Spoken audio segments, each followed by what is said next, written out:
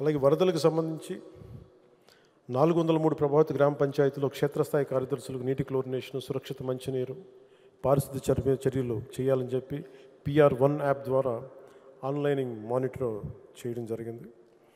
ప్రభావితమైన 403 గ్రామ పంచాయతీలు ప్రత్యేక పారిశుద్ధ్య బృందాలను నియమించడం జరిగింది.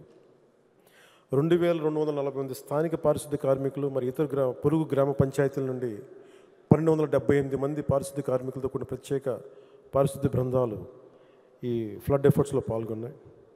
కాకినాడ వరదలకి గురవుతూ ఉంటే అక్కడ అందరితో అధికార యంత్రాంగంతో మాట్లాడి టోల్ నెంబర్ ఒకటి సమీక్షించి చర్యలు తీసుకున్న జిల్లా కలెక్టర్ కార్యాలయం టోల్ ఫ్రీ నెంబర్స్, డివిజనల్ కార్యాలయాలు మరియు 21 తహసీల్దార్ కార్యాలయాలతోటి కంట్రోల్ రూమ్ ప్రారంభించాం. క్షేత్ర పరిస్థితిని ఎప్పటికప్పుడు తెలుసుకునేందుకు మండల స్థాయి ప్రత్యేక అధికారులు నియమించి నిరంతరం పరిశీలిస్తూ వచ్చాం.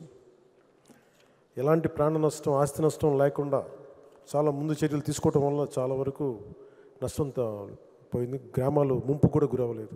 ఈ నెల 9న గొల్లప్రోలు మండలంలో గ్రామానికి ముంపై గురయ్యే ప్రాంతాలను సందర్శించి సంబంధిత శాఖలకు అవసరమైన సూచనలు జారీ చేశాం. 75 24 గంటలు సిబ్బంది ఉండేలాగా హాస్పిటల్స్లో 75 వైద్య శిబిరాలు నిర్వహించాం. RO ప్లాంట్ల నుండి ట్యాంకర్స్, వాటర్ ప్యాకెట్స్, వాటర్ క్యాన్స్తో అన్ని పునరావాస కేంద్రాల్లో తాగునీటిని సరఫరా చేయడం జరిగింది. భారీ వర్షాల వల్ల కిర్లంపూడి, పిఠాపురం, గొల్లప్రోలు మండలాల్లోని పలు నివాస కాలనీల్లో విద్యుత్ అంతరాయాలను యుద్ధ ప్రాతిపదికన పునరుద్ధరించాం. ఈ వరదల వల్ల వర్షాల వల్ల 11 డిస్ట్రిబ్యూషన్ ట్రాన్స్ఫార్మర్స్ విఫలమయ్యాయి.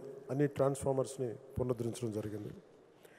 ప్రజల భద్రత కోసం ఏలేరు రిజర్వాయర్ నీటి ప్రవాహాన్ని క్రమబద్ధీకరించాం. ఏలేరు జలాశయం పూర్తి సామర్థ్యం 24.11 TMCs అయితే ఇన్ఫ్లోస్ 46,000 క్యూసెక్కుల స్థాయికి పెరగడంతో జలాశయం నుండి నీటిని ఆయుకట్ట పద్ధతిలో విడుదల చేయడం ద్వారా చాలా జాగ్రత్తగా దీన్ని నిర్వహించి తక్కువ నష్టం జరిగేలా చూసుకున్నాం.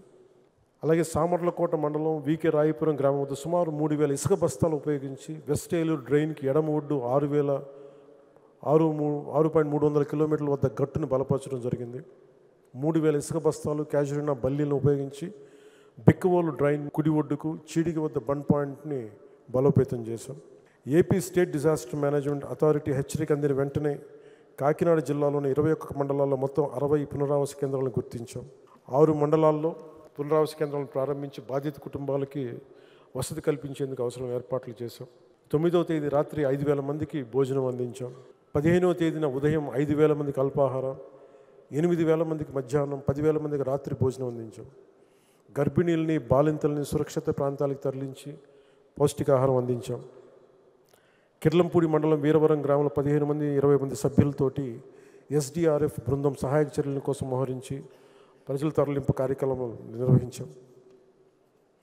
పిఠాపురం మండలం రాపర్తి గ్రామం, కిర్లంపూడి మండలం రాజుపాలెం గ్రామంలో 15 నుండి 20 మంది సభ్యులతో కూడిన 2 SDRF బృందాలను రక్షణ సహాయక చర్యలు నిర్వహించాయి.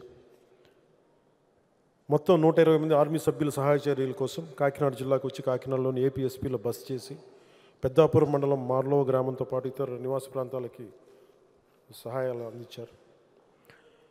పౌర సరఫరాల శాఖ ద్వారా నిత్యావసరాలు వస్తువులు కిట్లు సంసిద్ధం చేశాం. 5,000 నిత్యావసర వస్తువులను కిట్లు సిద్ధంగా ఉంచబడ్డం, పంపిణీ చేశాం. ప్రతి కిట్లో 25 కేజీలు బియ్యం, కేజీ కందిపప్పు, కేజీ పంచదార, లీటర్ పామాలివ్ ఆయిల్, కేజీ ఉల్లిపాయలు, బంగాళదుంపలు కేజీ, ఇవన్నీ ఇవ్వడం జరిగింది. ఇలాంటి కష్ట సమయంలో కూడా చంద్రబాబు గారు కష్టపడడం, నేను కూడా 6 కోట్ల రూపాయలని 2 రాష్ట్రాలకి ఇవ్వడం జరిగింది.